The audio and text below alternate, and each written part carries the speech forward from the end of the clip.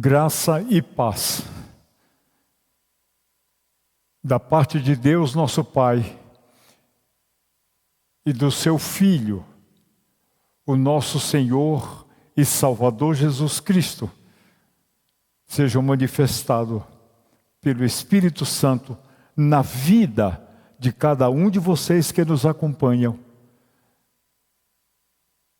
Muito obrigado pela sua companhia nestes momentos de culto em que adoramos ao nosso Deus, único Deus vivo e verdadeiro.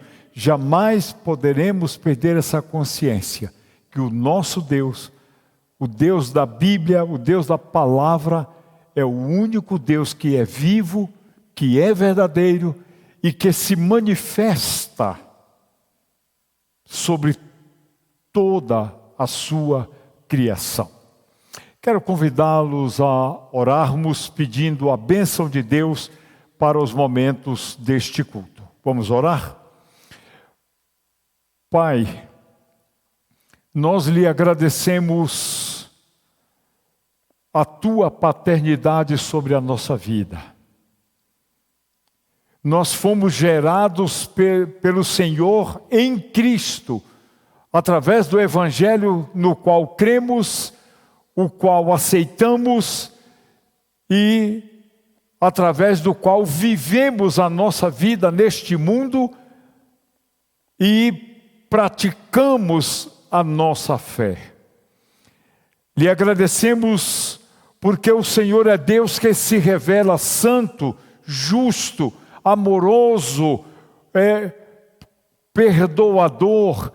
Muito obrigado porque o Senhor é fiel à sua palavra. E agora, Senhor, quando nos apresentamos para te adorar, queremos reafirmar que este culto foi preparado para louvor da tua glória, para que o Senhor seja honrado, seja elogiado, adorado, cultuado por todos nós. Ao tempo em que também lhe pedimos, manifesta-te sobre nós durante este culto, da maneira como tu desejares se manifestar, e que essa manifestação receba de nós as respostas que tu espera que sejamos capazes de dar ao Senhor. Muito obrigado pelo privilégio de cultuarmos e adorarmos ao Senhor. Assim oramos em nome do Senhor Jesus Cristo. Amém. Vamos adorar a Deus com cânticos. Com cântico. Um cântico. Cantemos então.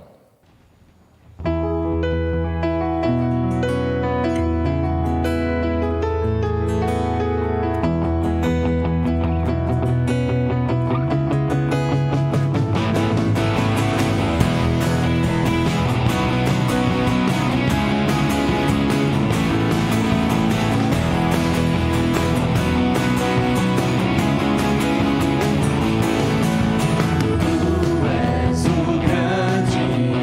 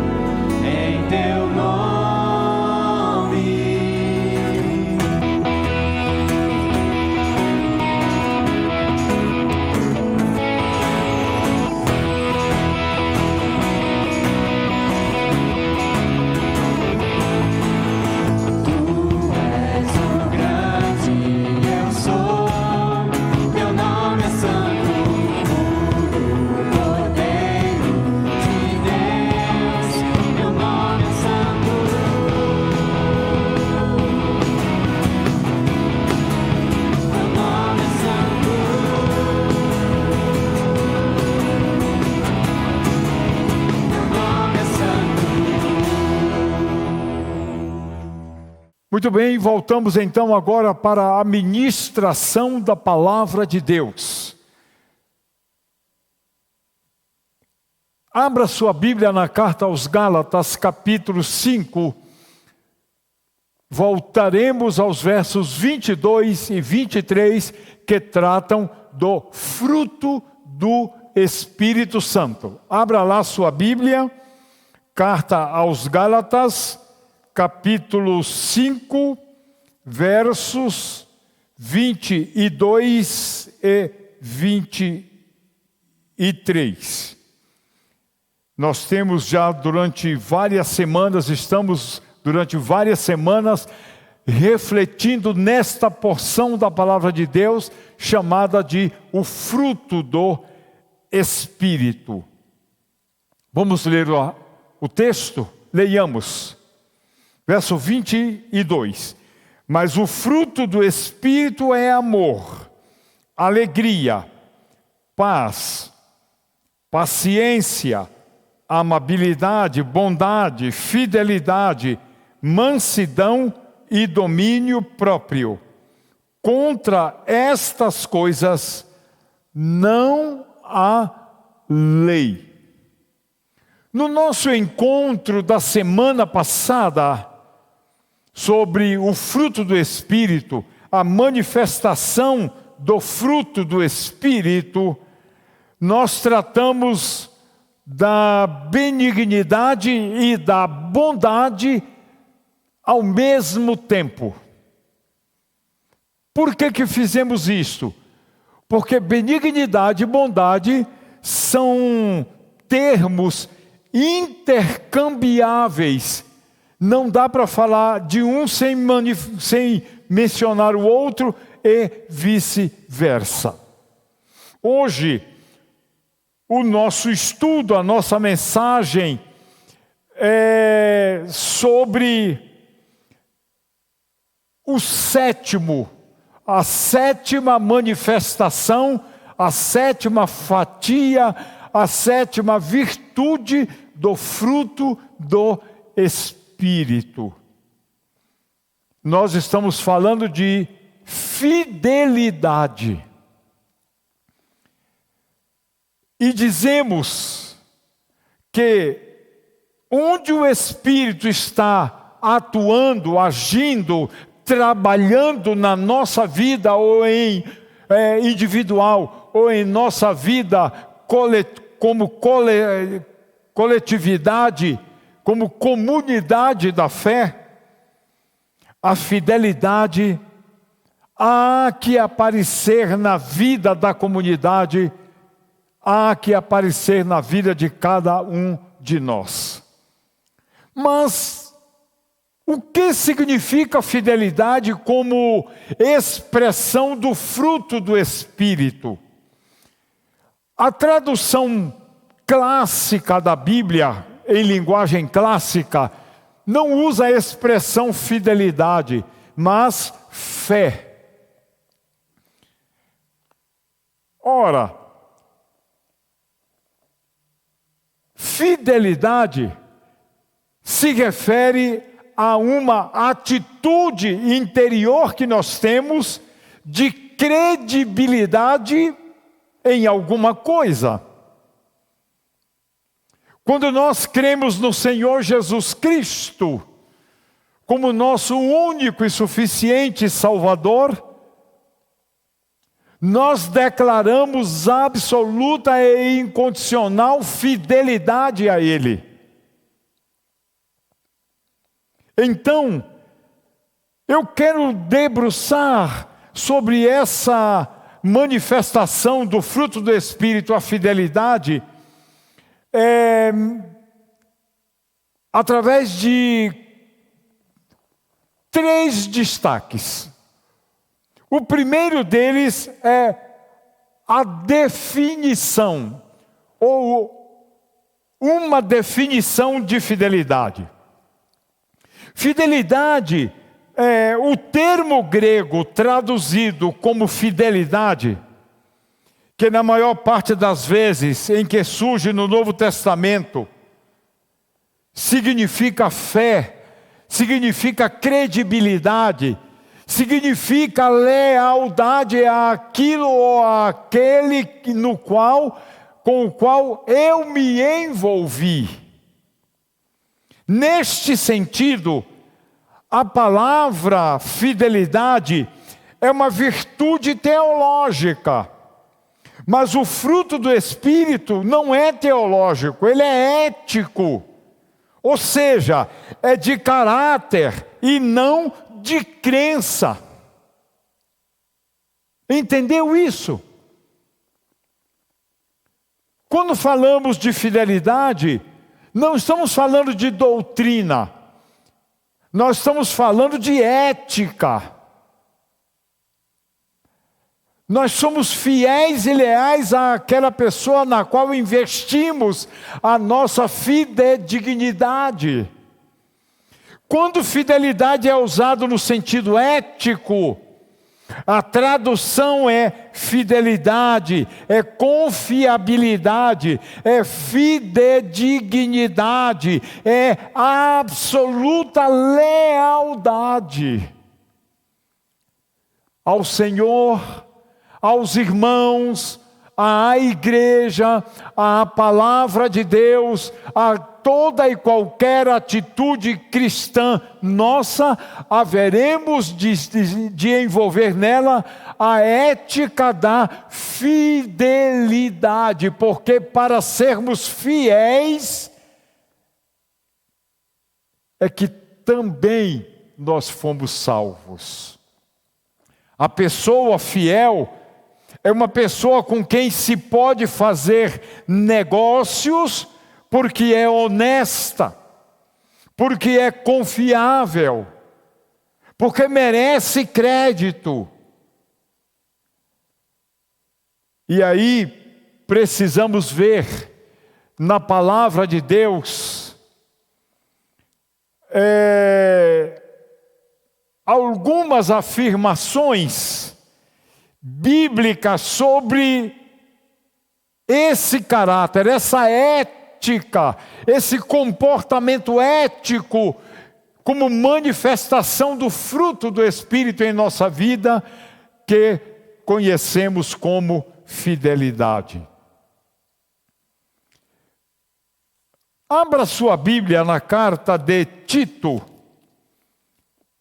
a carta que Paulo escreveu a Tito, capítulo 2, versículo 10, diz-nos assim, Tito capítulo 2, versículo 10, diz assim, vamos ler a partir do verso 9. Ensine os escravos a se submeterem em tudo a seus senhores, e a procurarem agradá-los e não serem respondões, a não roubá-los, mas a mostrarem que são inteiramente dignos de confiança, para que assim tornem atraente em tudo o ensino de Deus, o nosso Salvador. Paulo está dizendo a Tito para ensinar os escravos convertidos que em tudo eles devem ser confiáveis para o seu proprietário, para o seu patrão. Que eles não podem ser respondões, homens de má vontade. Ao contrário, não pode roubar o patrão, mas mostrarem inteiramente que são dignos de confiança, para que o testemunho que derem glorifique a pessoa de Deus e o ensino de Deus, o nosso Salvador. Aqui em Tito 2,10, pois fidelidade é mostrada como virtude, por exemplo, em oposição a roubar, ao roubo. Os servos cristãos não devem roubar, mas devem ser fiéis, ou seja, devem ser honestos. Fidelidade aqui é honestidade. Essa é uma virtude de quem tem o Espírito Santo, a honestidade. Outro sentido é que a fidelidade não pode ser substituída por nenhuma outra, nem mesmo por liturgia. Nós vemos isto lá no Evangelho de Mateus, capítulo 23. Venha comigo, por favor. Mateus, capítulo 23, verso 23, nos diz assim: Ai de vocês, mestres da lei e fariseus hipócritas! Vocês dão o dízimo da hortelã, do endro e do cominho, mas têm negligenciado os preceitos mais importantes da lei, a saber, a justiça, a misericórdia e a fidelidade. Fidelidade seria uma melhor tradução, e não fé, como virtude do fruto do Espírito. Isto porque justiça e misericórdia, que aparecem no texto de Mateus 23, aparecem com uma conotação ética, absolutamente ética. Olha de novo, Mateus 23, o final deles diz: vocês dão o dízimo da hortelã, do endro e do cominho, mas têm negligenciado os preceitos mais importantes da lei: a justiça, a misericórdia e a fidelidade. Vocês devem praticar estas coisas sem omitir aquelas. Isso é ética. O que Jesus está dizendo, que os mestres da lei e os fariseus são antiéticos, porque são zelosos nos preceitos da lei, mas são negligentes na ética cristã, na ética bíblica. Por isso que afirmamos que o sentido é ético. Logo, se é ético, o termo que melhor cabe não é fé, é fidelidade. Os fariseus faziam da entrega dos dízimos uma grande liturgia, uma liturgia pesada. Eram cultuadores, porém sem misericórdia, eram injustos e pouco ou nada confiáveis. Pode-se gostar muito do culto e não ser uma pessoa confiável. Mas tem uma outra questão. A fidelidade deve ser transparecida, principalmente naqueles momentos de crises na nossa vida, de pressão e de depressão e de opressão na nossa vida. E nesse sentido, fidelidade é sinônimo de lealdade. Gosto muito do que João escreveu no livro do Apocalipse, capítulo 2, no versículo 13, quando ele assim se expressou para a igreja de Pérgamo. Apocalipse capítulo 2, verso 13. Assim diz: sei onde você vive, onde está o trono de Satanás.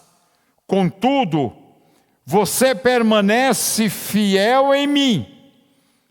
Nem mesmo quando Antipas, minha fiel testemunha, foi morto nessa cidade onde Satanás habita.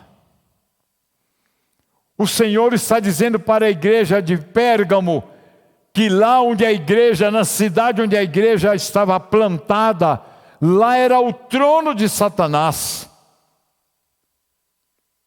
Mas a igreja não devia temer este fato.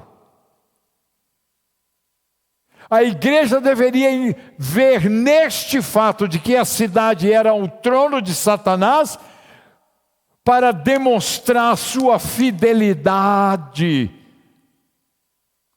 ao Senhor da igreja, o nosso Salvador Jesus Cristo. Há gente, e não é pouca, que desanima diante das primeiras dificuldades. E esse desânimo é carnalidade. São pessoas que vivem com base na carne e não na fidelidade aos preceitos do Senhor.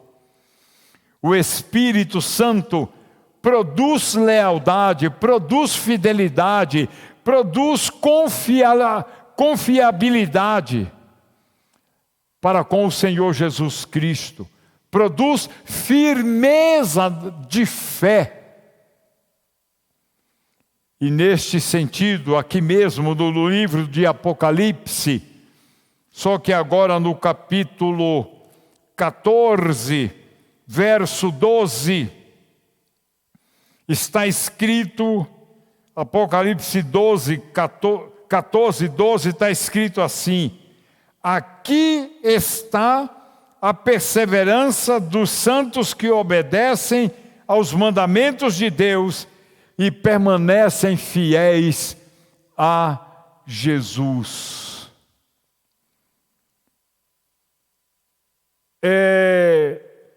Aqui, fidelidade é fé na pessoa do Senhor Jesus Cristo.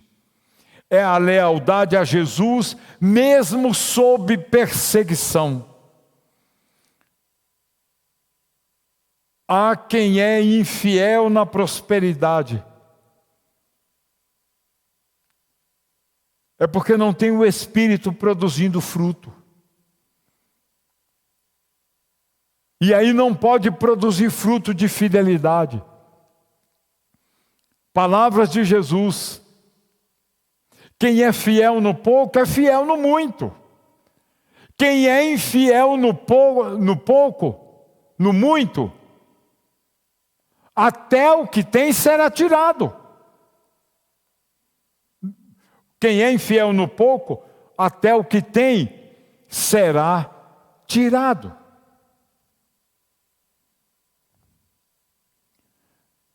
Tome cuidado para que a sua prosperidade profissional, financeira, a sua prosperidade intelectual não te torne uma pessoa infiel. E isso significa que o fruto não está, que o Espírito Santo não está conseguindo produzir em você o fruto que é inerente a quem tem fé no Senhor Jesus Cristo. Eu queria lhe chamar a atenção para um detalhe. Às vezes,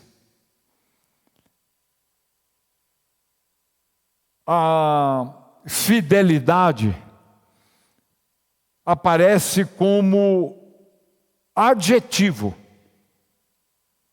da palavra de fiel leal. É uma virtude que cada líder, que cada cristão, deve ter. E foi nesse sentido que Deus usou o apóstolo Paulo em 1 Coríntios, capítulo 4, verso 2, para nos dizer assim, olha só: pois decidi nada saber entre vocês, a não ser Jesus Cristo e este crucificado. Isso era o que importava saber. Jesus Cristo está na vida de vocês? A sua fidelidade está em Jesus Cristo? Não se pode ser desonesto na obra de Deus. Essa lealdade, ou o ato de ser fiel, aparece como exigência para o cristão, como o Senhor Jesus Cristo destacou no versículo 45 de Mateus, Mateus capítulo 24, verso 45. Olha o que o Senhor falou. Depois voltou aos discípulos e lhes disse: vocês ainda dormem e descansam? Chegou a hora, eis que o Filho do Homem está sendo entregue nas mãos de pecadores. No momento que precisavam estarem vigilantes, estavam todos eles dormindo. Vigilância, lealdade são sinônimos de fidelidade a Jesus. Os versos desse mesmo capítulo 24 de Mateus, os versos 48 e 49, Jesus continuou dizendo: o traidor, verso 48, 24, 48, o traidor havia combinado um sinal com eles, dizendo-lhes: aquele a quem eu saudar com um beijo é ele, prendam-no. Dirigindo-se imediatamente Judas disse: salve, mestre, e o beijou. Nesses versículos, nós vemos que o servo leal e fiel tem boa conduta nos negócios.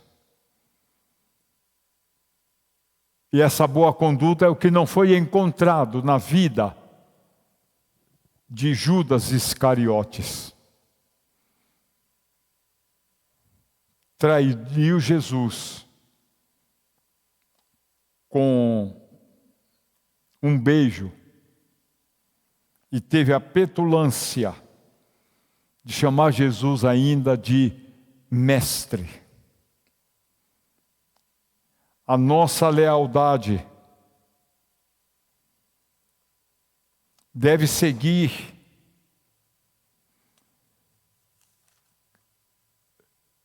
nas coisas mínimas da nossa vida. Lucas, no capítulo 16, verso 10, ele escreveu assim, repetindo o que dissemos há pouco: quem é fiel no pouco, também é fiel no muito. E quem é desonesto no pouco, também é desonesto no muito. O apóstolo Paulo apresenta a fidelidade como uma característica daqueles que, com ele, cooperavam.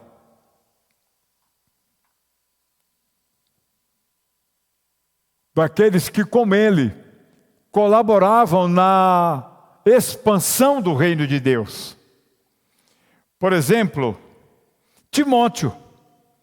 Em 1 Coríntios, capítulo 4, no versículo 17, Paulo disse assim: por esta razão, estou-lhe enviando Timóteo, meu filho amado e fiel no Senhor, o qual lhes trará à lembrança a minha maneira de viver em Cristo Jesus, de acordo com o que eu ensino por toda parte, em todas as igrejas. Ele está dizendo que Timóteo vai lá em Corinto e vai transmitir ensinos que ele, Paulo, ensinaria, e que ele está mandando Timóteo, porque Timóteo é a ilustração viva de um homem fiel a Deus, a Jesus e a sua palavra. Na carta enviada para a igreja de Éfeso, no capítulo 6, no versículo 21, de novo, o apóstolo Paulo dá um testemunho, só que agora o personagem fiel não é Timóteo, é Tíquico. Paulo disse assim para a igreja de Éfeso acerca de Tíquico, capítulo 6, versículo 21. Tíquico, o irmão amado e fiel servo do Senhor, lhes informará tudo para que vocês também saibam qual é a minha situação e o que eu estou fazendo. Para a igreja de Éfeso, ele envia Tíquico, chamado de fiel testemunha. Na carta aos Colossenses, capítulo 1, versículo 7, não é nem Timóteo, nem Tíquico, mas um irmão chamado Epáfras. No capítulo 1 de Colossenses, no versículo 7, Paulo fala de Epáfras assim: vocês o aprenderam de Epáfras, nosso amado, nosso cooperador, fiel ministro de Cristo para com vocês. Ele diz para os crentes da igreja de Colossos que Epáfras era um fiel ministro de Cristo para com a igreja lá de Colossos. Aqui mesmo, na carta aos Colossenses, no capítulo 4, não é Timóteo, nem Tíquico e nem Epáfras. Paulo vai falar de Onésimo, capítulo 4, verso 9. Paulo disse assim: ele irá com Onésimo, fiel e amado irmão, que é um de vocês. Eles irão contar-lhes tudo o que está acontecendo aqui. Onésimo é chamado de fiel. O apóstolo Paulo via lealdade em seus colaboradores. Ele via essa lealdade. Ele via essa ligação com Cristo, com base na fidelidade. Pedro via isto em Silas, também conhecido como Silvano. Na primeira carta, capítulo 5, versículo 2, olha o testemunho que Pedro deu. Versículo 12, digo. sobre Silvano. Com a ajuda de Silvano, a quem considero irmão fiel, eu lhes escrevi resumidamente, encorajando-os e testemunhando que esta é a verdadeira graça de Deus. Mantenham-se firmes na graça de Deus. Olha aí o Pedro testemunhando de Silas, de Silvano. Coisa maravilhosa. Chamando-se Silvano de irmão fiel. E na terceira carta de João, versículo 5. Olha o testemunho de João. Amado, esse amado é Gaio, está lá no versículo 1. Amado, você é fiel no que está fazendo pelos irmãos, apesar de lhes serem desconhecidos. Ele diz que Gaio é fiel no que está fazendo para com os irmãos. A lição é que um crente no Senhor Jesus Cristo deve ser honesto, deve ser fiel, deve ser leal, deve agir com fidelidade ética, ser honesto nos seus negócios e ser leal com as pessoas. Há cristãos que lutam por espaço, um puxando o tapete do outro, um dando falso testemunho contra o outro. E aí abrem caminhos para más condutas. Honestidade nos negócios, todo e qualquer negócio nesta vida carece de trazer as virtudes do fruto do Espírito. E honestidade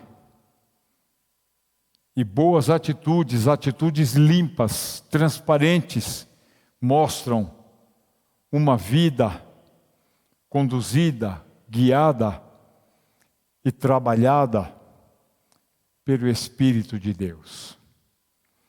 Quero concluir por hoje dizendo rapidinho 3 coisas. Primeira, nem sempre somos fiéis para com Deus.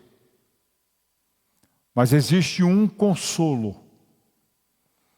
Segunda coisa, se formos desleais, Ele nunca será conosco. Nunca. Ele age onde há lealdade. Carta aos Romanos 3, capítulo 3, verso 3. Que importa se alguns deles forem infiéis? A sua infidelidade anulará a fidelidade de Deus? E na segunda carta que Paulo escreveu ao seu companheiro Timóteo, capítulo 2, verso 13, Deus usou Paulo para dizer o seguinte a Timóteo: se somos infiéis, ele permanece fiel, pois não pode negar-se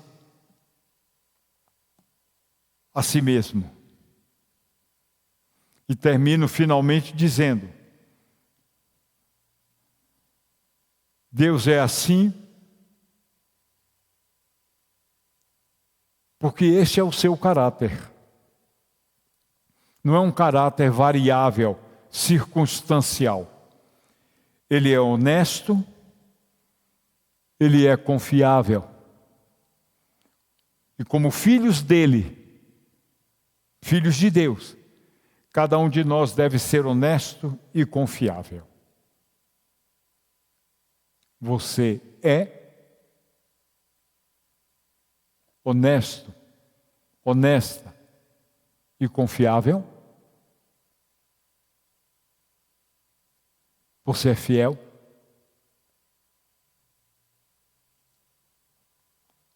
Vamos orar. Pai eterno, nós confessamos que a fidelidade não é uma característica natural da nossa vida, mas ela vem até nós como fruto do Espírito, como fruto da construção de uma vida com base na Tua Palavra, no Evangelho que cremos e recebemos e nas ações do Teu Espírito, que nos santifica em toda a verdade. Nós queremos ser fiéis, queremos ser leais, honestos em tudo. Por isso, ajuda-nos, Senhor, quando vacilarmos, tem compaixão e misericórdia de nós. Porque Tu bem sabes que o bem que queremos não fazemos, e o mal que não queremos é o que terminamos fazendo. Ajude-nos. É o que nós lhe pedimos, em nome do Senhor Jesus Cristo. Amém. Amém. Vamos adorar a Deus com mais um cântico. Cantemos.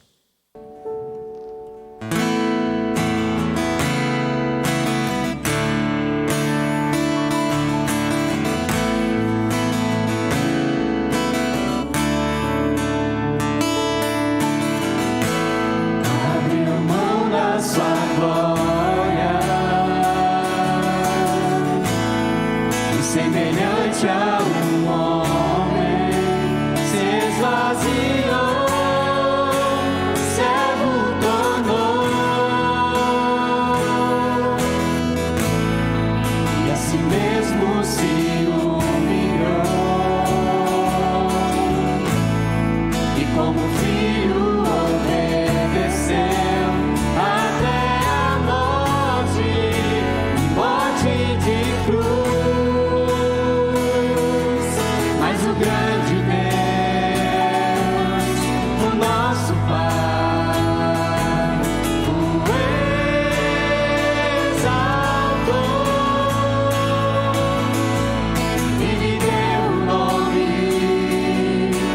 Sobre todo nome nos céus e na terra, e debaixo da terra,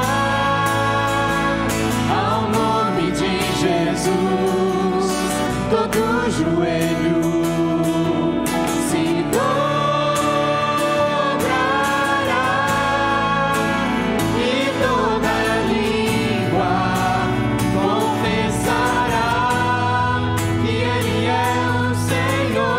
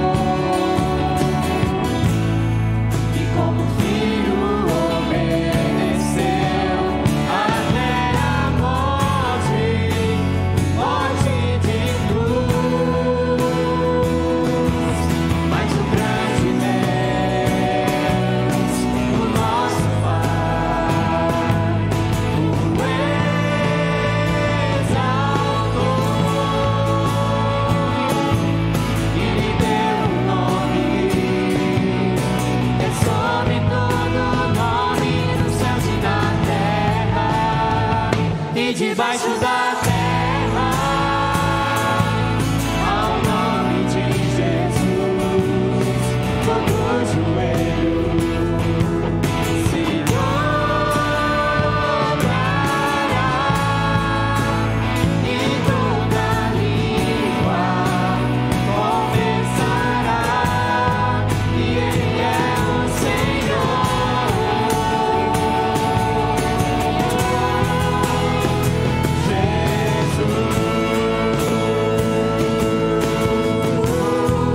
Nome sobre todo nome, nome sobre todo nome. Jesus,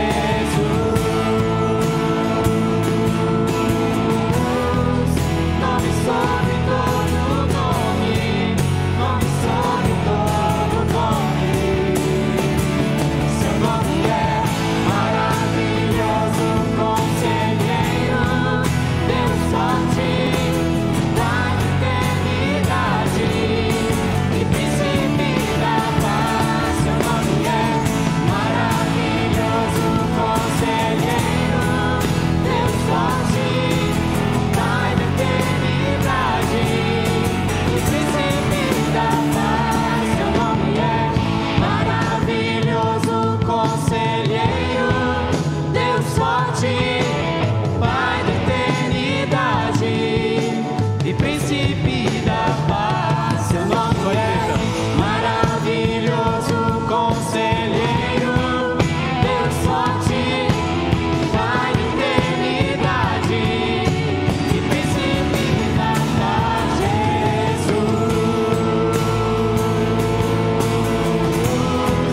nome sobre todo nome, nome sobre todo nome. Jesus,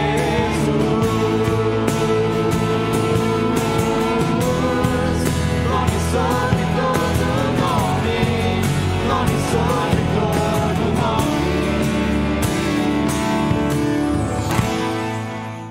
Ok. Agora vamos dar umas instruções sobre os momentos de oração.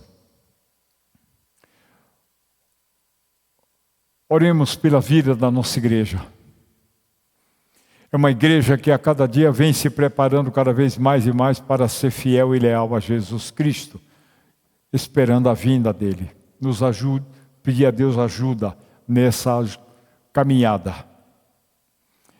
Vamos orar pela comissão de sucessão pastoral e pela igreja que vai tomar a decisão.